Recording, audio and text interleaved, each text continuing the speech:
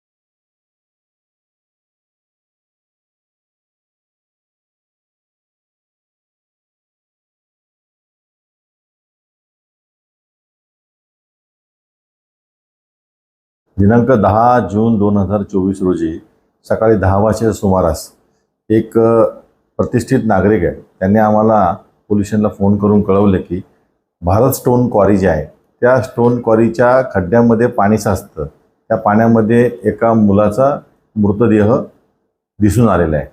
सदरची माहिती मिळताच आमच्या पोलीस स्टेशनचे PSI कोंडाळकर व स्टाफ यांनी त्या ठिकाणी जाऊन फायर ब्रिगेडच्या मदतीने सदरची बॉडी जी आहे ती बाहेर काढली. बॉडी बाहेर काढली असता सदरची बॉडी जी आहे अनोळखी इसम होता.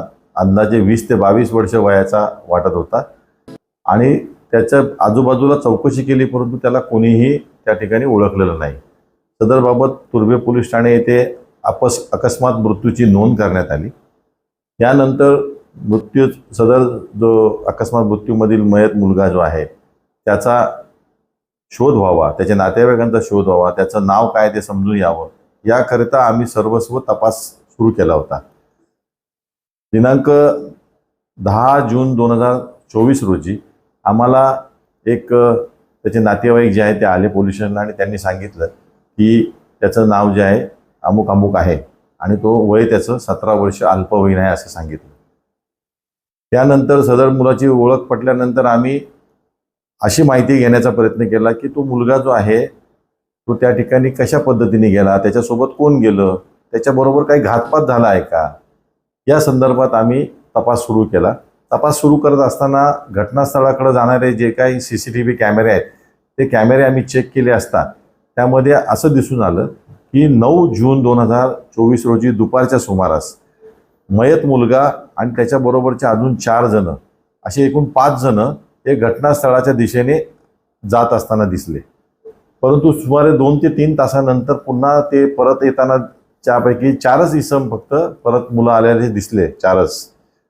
5वा जो मुलगा जो आहे तो दिसून आला नाही आणि तो मुलगा जो आहे तो आमच्या ह्या गुन्ह्यामधला मयत मुलगा असल्याचे स्पष्ट झाले. म्हणून ती मुलं कोण आहेत त्या मुलांचा आम्ही आमच्या गुन्हे प्रकटीकरण पथकाच्या मदतीने शोध घेतला. त्या मुलांना आम्ही ताब्यात घेतलं. त्यामध्ये अशी हकीकत कळून आली की 4ही मुलं जे आहेत हे त्या मयतासोबत पाण्यामध्ये पोहण्यासाठी गेले होते. तिथे गेल्यानंतर मस्तीमध्ये एकाने त्या मुलाचा पोहत असताना पाण्यामध्ये पाय खेचला खाली आणि त्या खेचल्यानंतर त्याला माहिती आहे की बाबा एखाद्याचा पाय खेचल्यानंतर त्याला पोहता येणार नाही, त्याला असं जाणीव असताना देखील त्याला पाय घेतला, त्यामुळे तो पाण्यामध्ये बुडाला.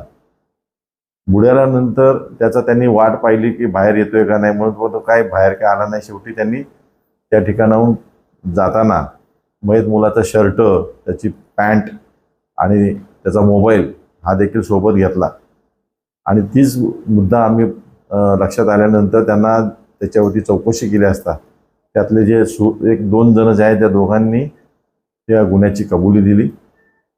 त्या कबुली दिल्यानंतर दोन्ही मुलं जे आहेत विधी संघर्षग्रस्त बालक असल्यामुळे त्यांच्यावरती आम्ही योग्य ते प्रचलित कायद्यान्वये कारवाई केलेली आहे.